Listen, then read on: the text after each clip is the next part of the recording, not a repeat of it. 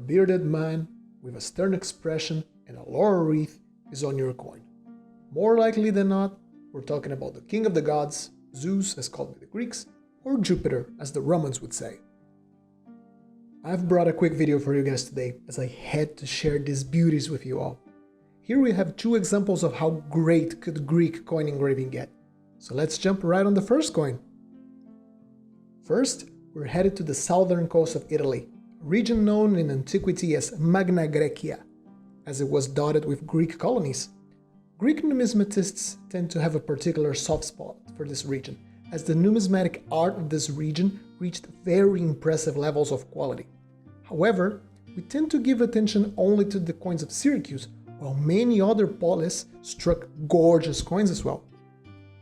You have probably never heard of Lochroi Episephiroi, or the Locrians of the West Wind, a colony of mainland Greeks established right at the tip of the Italian peninsula. As a geopolitical entity, they have not distinguished themselves very dramatically, but definitely held their own in regards to their coinage. Zeus is generally depicted with this very strong and stern portrait on most coins, but interestingly, the portraits of southern Italy tend to have more gentle features. As we can see, it is still a portrait of a god with its impressive beard, laurel crown, and flocks of hair flowing in the wind, but it's just very nicely made. I generally like to draw the coins so you can understand a bit better what's being shown, but do I really need it? The coin is basically perfect, it's really impressive. On the reverse, we see this very dramatic scene of an eagle catching a hare. You can almost feel pity for the little rabbit as it curls backwards in despair. This reverse is not just a display of artistic prowess, however. The fact the eagle is catching the rabbit has quite a bit of symbology if we remember Zeus is in the obverse.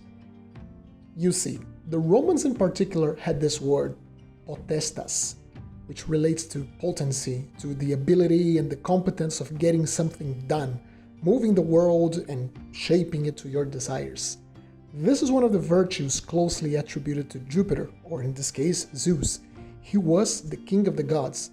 His will prevailed at the end, just like the eagle, flying over the land in a commanding position, picks up what it needs from the land. In this case, it's prey.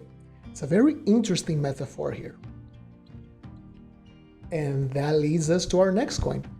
And I can't really figure out which one I like best. This is a very special coin minted by a very special individual. We are talking about Philip II, Alexander the Great's father. In general culture, he tends to be obscured by his son's incredible feats, but Philip was a very remarkable individual. Good general, incredible statesman and diplomat. Alexander only got where he got to because he stood over the shoulders of this man.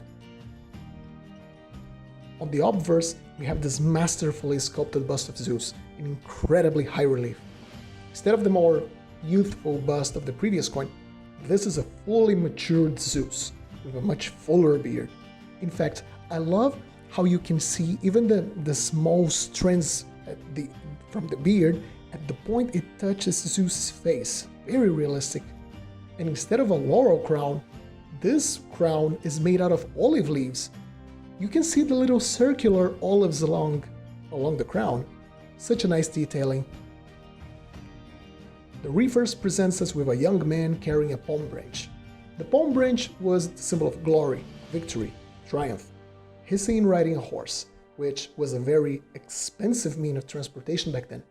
So this young man on horseback also serves to represent some of Zeus' symbolisms, a sense of nobility and victories, which were said to be gifted by Zeus directly.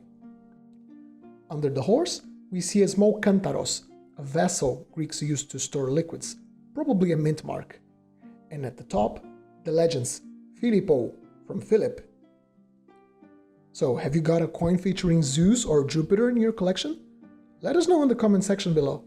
And consider leaving a like and subscribing if you would like to see more content like that in the future. So happy collecting, and see you all soon!